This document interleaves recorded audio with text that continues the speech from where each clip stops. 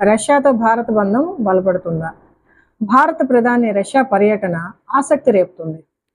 రష్యాకి భారత్కి విభేదాలు ఉన్నాయి.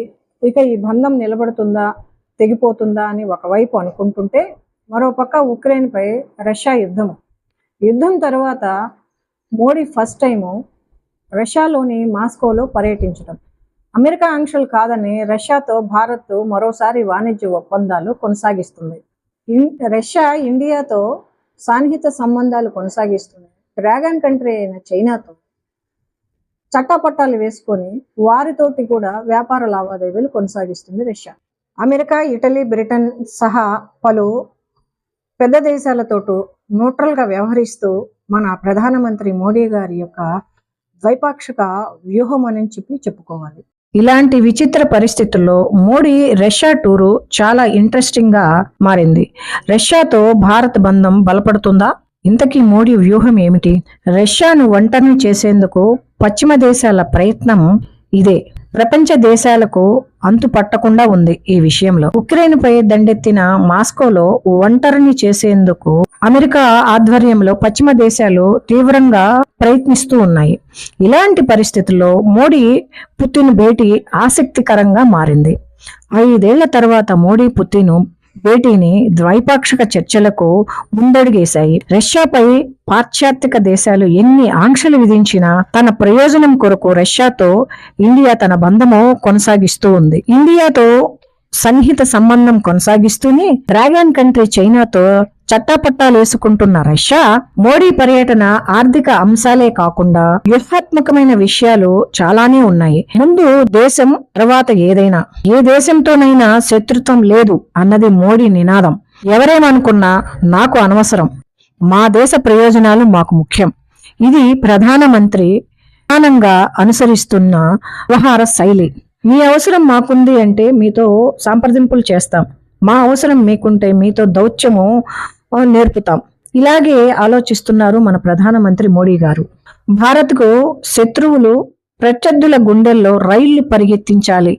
అదే సమయంలో దేశ సమగ్రత, అభివృద్ధి, ప్రధానంగా ద్వైపాక్షిక సంబంధము ఇలానే అడుగులు వేస్తున్నారు మన ప్రధానమంత్రి మోడీ గారు. ఏ దేశంతో కలిసిన నడిచిన రష్యాతో బంధం తెంచుకోమన్నది భారత్తో బలంగా చెప్పుకునే మాట. అలాగని ఇతర దేశాలతో చేసే దోస్తీ రష్యాని చెడు చేసేదిలా ఉండదని కూడా చెప్పారు. ఇదే మాటను పుతిన్కి వివరించారు మన ప్రధానమంత్రి మోడీ గారు. పుతిన్తో మోడీ భేటీలో చైనాతో పాటు వివిధ దేశాల కీలక అంశాలపై చర్చించటము మోడీ అజెండాగా పెట్టుకున్నారు. రష్యాతో సన్నిహిత సంబంధాలు మ్యాండేట్ చేసుకున్నారు. భారత్పై అమెరికా వైఖరి ఎలా ఉండబోతుంది అనేది మరో అంశం. అమెరికా ఆంక్షలు పట్టించుకోకుండా రష్యా నుండి ఇండియా భారీగా చమురు కొనుగోలు చేసింది. రష్యా చమురు కొనుగోలు చేయకూడదు అని అమెరికా చెప్పలేదని భారత్ చెబుతుంది. రష్యా నుండి చమురు కొనుగోలుపై భారత్కు భారీగా లాభం జరిగింది. దాదాపుగా 2 లక్షల కోట్లకు పైగా ప్రయోజనం పొందింది ఇండియా. తమకు రష్యా పరీక్ష సమయాలలో కూడా పాకిస్తాను అమెరికాకు కొమ్ము కాసినప్పుడు పరీక్షా సమయాలలో అంటే 1962లోను, 64లోను, 71లోను మనకు అండగా నిలబడింది రష్యా.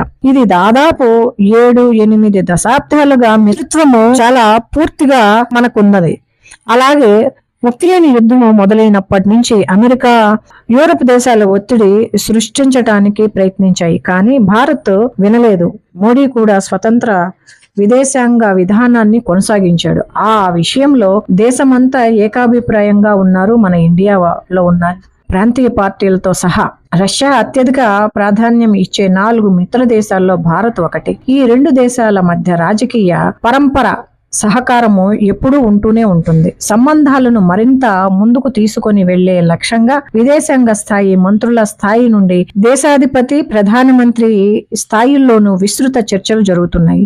రష్యా పశ్చిమాసియా యుద్ధాలు భారత విదేశాంగ విధానానికి సవాలుగా మారుతున్నాయి. ప్రపంచ వేదిక పైనున్న రష్యా, చైనా, అమెరికాలపై పైచేయి సాధించే ప్రయత్నం చేస్తున్నాయి. డాలర్ ప్రాధాన్యత తగ్గించే ప్రయత్నంలో భారతదేశం సహకారం కోరుతున్నాయి. అందుకు భారత్ పెద్దగా ఆసక్తి చూపటం లేదు. భారత్ 2014లో ప్రధాని అయ్యాక భారతీయ విదేశాంగ విధానం మారుతూ వస్తుంది. ఏ దేశంతో మనకు గొడవలు వద్దు, ప్రతీకారాలు తీర్చుకునే దేశాలతో మాకేమి సంబంధం లేదంటుంది మన భారతదేశం.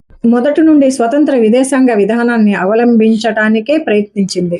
మోడీ వచ్చాక స్వతంత్ర దౌత్య విధానము అనుసరించింది. ఈ క్రమంలో భారత్ అమెరికాకి దగ్గరయ్యే ప్రయత్నాలు చేస్తుంది అని 2014లో రష్యా క్రిమియాపై దాడిని సమర్థించలేదు, ఖండించను లేదు. అప్పట్లో క్రిమియా అయినా ఇప్పుడు ఉక్రెయిన్ అయినా పశ్చిమ దేశాల విధానాలను భిన్నంగా వ్యవహరిస్తున్నాము. భారత్ ఉక్రెయిన్ విషయంలో రష్యాకు భారత్ సపోర్టు చేయలేదు.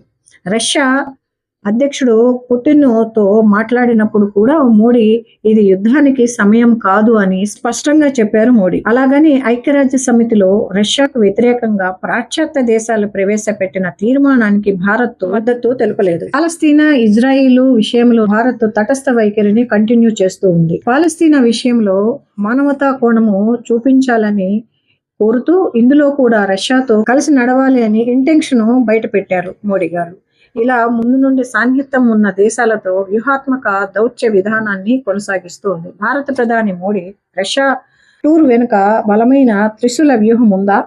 ఒక పక్క న్యాటో దేశాలని ఉక్రెయిన్ కి మద్దతుగా నిలుస్తున్న వేళ మోడీ రష్యాతో పర్యటించడము, ఆ దేశ అధ్యక్షుడు పుతిన్ తో ద్వైపాక్షిక సంబంధాలు నడపటము దేనికి సంకేతం? పశ్చిమ దేశాలన్నీ ఇటు ఆసక్తిగా గమనిస్తున్నాయి. అగ్రరాజ్యం అమెరికా ప్రత్యర్థి దేశమైన చైనా మోడీ రష్యా పర్యటన పైన చూపు తిప్పాయి. ఇంతకీ ఇండియా వ్యూహం ఎలా ఉంది? రష్యా అధ్యక్షుడు పుతిన్ ఆహ్వానం మేరకు భారత రష్యా 22వ వార్షికోత్సవ సదస్సు కోసం ప్రధాని మోడీ మాస్కోలో అడుగుపెట్టారు. గడిచిన మూడేళ్లలో ఎలాంటి ద్వైపాక్షిక సమావేశాలు జరగలేదు. రష్యాని ప్రపంచ దేశాలు ఏకాకిని చేసే ప్రయత్నంలో నాటో దేశాలు, అమెరికా, దాని మిత్ర దేశాలు ప్రయత్నిస్తున్నాయి. ఇలాంటి తరుణంలో మోడీ రష్యా పర్యటన ఆసక్తిగా మారింది. రష్యాతో బంధం బలోపేతం చేసుకోవటం వల్ల చైనాను దూరం చేసి చెక్ పెట్టాలి అన్నది మోడీ యొక్క వ్యూహంలో భాగం. అందుకే ఆర్మీ, విమానాలు, హెలికాప్టర్లు, ఆయుధ సామాగ్రితోటి క్రూడ్ ఆయిల్, ప్రధానమైన వాణిజ్య ఇతర ఒప్పందాలపైన మోడీ మరింత ఫోకస్ పెంచారు.